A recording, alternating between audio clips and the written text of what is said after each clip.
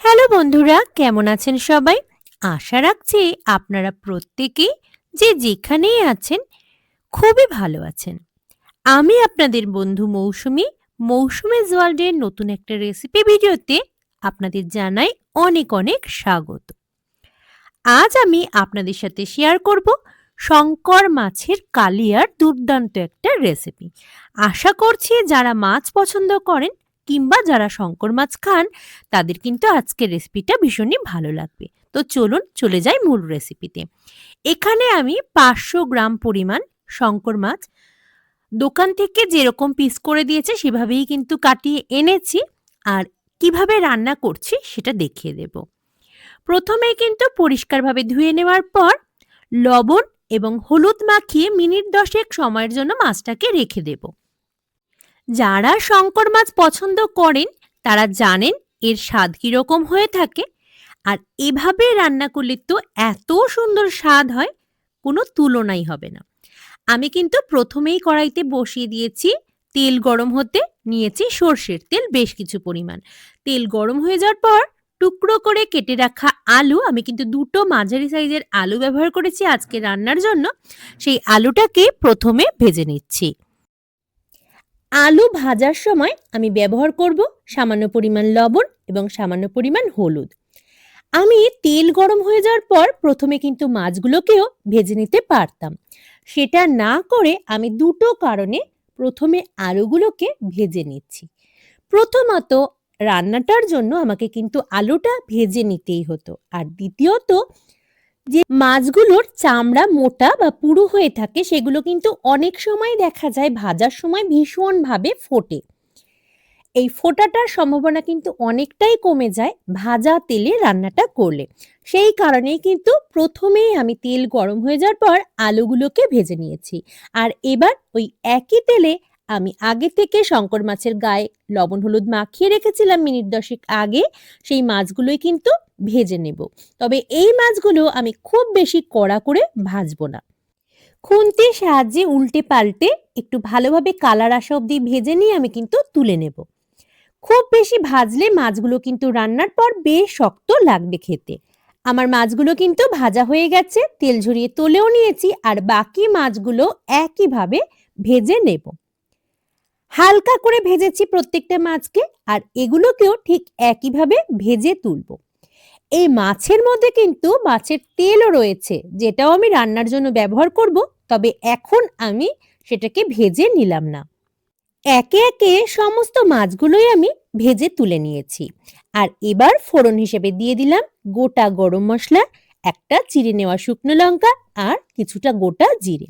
ফোড়নটাকে প্রথমে খুব ভালোভাবে ভেজে নিয়েছি। আর এবার একটা বড় মাপের রসুনকে আমি খোসা ছাড়িয়ে ভালোভাবে থেঁতো করে নিয়েছি।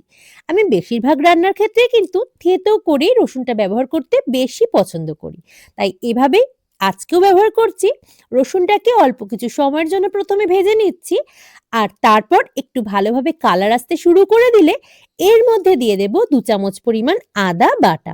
দেখুন রসুনটা কিন্তু খুব সুন্দরভাবে কালার আসতে শুরু করেছে, আর রসুন ভাজার যে সুন্দর সুগন্ধ সেটাও কিন্তু বের হচ্ছে। এবার আমি আদাটা এর মধ্যে যুক্ত করে দিলাম, আর আদা এবং রসুন দুটোকেই কিছু সময়ের জন্য ভেজে নেব। মাঝারি সাইজের 5টা পেঁয়াজ নিয়েছি, সেগুলোকে কিন্তু রেখেছি আগে থেকেই কুচিয়ে, সেই সম্পূর্ণ পেঁয়াজটাই আমি রান্নায় যোগ করে দিলাম। খুব ভালোভাবে মিশিয়ে নিচ্ছি, আর এই পর্যায়ে দিয়ে দেব পরিমাণ মতো লবণ, কারণ লবণ দিলে পেঁয়াজটা খুব অল্প সময়ের মধ্যে নরম হয়ে আসবে। লবণটা যুক্ত করে দেওয়ার পর খুন্তির সাহায্যে খুব ভালোভাবে নাড়িয়ে চাড়িয়ে মিশিয়ে নিচ্ছি। অল্প সময় ধরে কষিয়ে নেওয়ার পরেই কিন্তু দেখা যাবে পেঁয়াজটা ধীরে ধীরে নরম হতে শুরু করে দিয়েছে। এবার দিয়ে দেব হলুদ। হলুদ দেওয়ার পরও ঠিক একইভাবে বেশ কিছু সময়ের জন্য কষিয়ে নেব। এতক্ষণে দেখুন খুব ভালোভাবে পেঁয়াজগুলো এবং বাকি উপকরণগুলো নরম হয়ে এসেছে, অর্থাৎ কষানোটা খুব ভালোভাবে হয়ে গেছে। আমি যুক্ত করে দিলাম 2 চামচ পরিমাণ জিরে গুঁড়ো। এবার দিয়ে দিলাম 1.5 চামচ পরিমাণ ধনে গুঁড়ো। আমি প্রত্যেকটা রান্নার ক্ষেত্রে ধনে গুঁড়োর পরিমাণটা কিন্তু জিরে গুঁড়োর তুলনায় কম রাখারই চেষ্টা করি। এখানে দুটো পেঁয়াজ মাঝারি সাইজের আমি কিন্তু বেটে রেখেছিলাম, সেই বাটা পেঁয়াজটুকু এবার যুক্ত করে দিলাম রান্নার জন্য। বেশ কিছু সময় ধরে আমি কষিয়ে নিয়েছি বাদবাকি সমস্ত উপকরণ, আর পেঁয়াজটাকেও কিন্তু আরো কিছু সময়ের জন্য কষিয়ে নেব। এর মধ্যে যুক্ত করে দিলাম কাশ্মীরি লঙ্কার গুঁড়ো এবং লাল লঙ্কার গুঁড়ো। আমরা প্রত্যেকেই আমাদের নিজেদের পছন্দ অনুসারে কিন্তু ঝালটা ব্যবহার করব। বেশ কিছু সময়ের জন্য সমস্ত মশলাগুলো খুব ভালোভাবে কষানো হয়ে এলে এবার কিন্তু আমি দিয়ে দেব 2টো টমেটোর পেস্ট। আমি মিক্সিতে টমেটোটাকে খুব ভালোভাবে একটা পেস্ট বানিয়ে নিয়েছি, এটা কিন্তু ব্যবহার করলাম এই পর্যায়ে। আর এটাকেও খুব ভালোভাবে কষিয়ে নেব। তবে বাদবাকি যে সমস্ত উপকরণ আমি কিন্তু ব্যবহার করেছি সব কিছুকে আলাদা করে কষিয়ে নেওয়ার ফলে এতক্ষণে কিন্তু সব মশলাগুলোই খুব ভালোভাবে কষানো হয়ে গেছে। এবার আগে থেকে ভেজে তুলে রাখা যে আলুগুলো ছিল সেই আলুগুলো যুক্ত করে দিয়ে আরো কিছুক্ষণ সময়ের জন্য ভালোভাবে কষিয়ে নেব মশলার সাথে। একটা পাত্রে বেশ কিছু পরিমাণ পরিষ্কার জল আমি কিন্তু গরম হতে বসিয়ে দিয়েছি, যেটা আমি রান্নার জন্য ব্যবহার করব। আর আমি আমার সমস্ত রেসিপি ভিডিও শেয়ার করার সাথে সাথে এটাও জানাই আপনাদের, আমি কিন্তু রান্নায় ঠান্ডা জলটা কখনোই ব্যবহার করি না। অন্তত বেশিরভাগ ক্ষেত্রে চেষ্টা করি গরম জলটাই ব্যবহার করার। বেশ কিছু পরিমাণ জল আমি ব্যবহার করলাম। গ্রেভিটা অবশ্যই নিজেদের পছন্দ অনুসারে রাখতে হবে। তবে এই রান্নাটার ক্ষেত্রে খুব বেশি পাতলা ঝোল করলে কিন্তু খেতে একেবারেই ভালো লাগে না। সেই অনুসারেই আমি জলটা নিয়েছি। আর অল্প সময়ের মধ্যে কিন্তু ঝোলটা ফুটতে শুরু করেছে।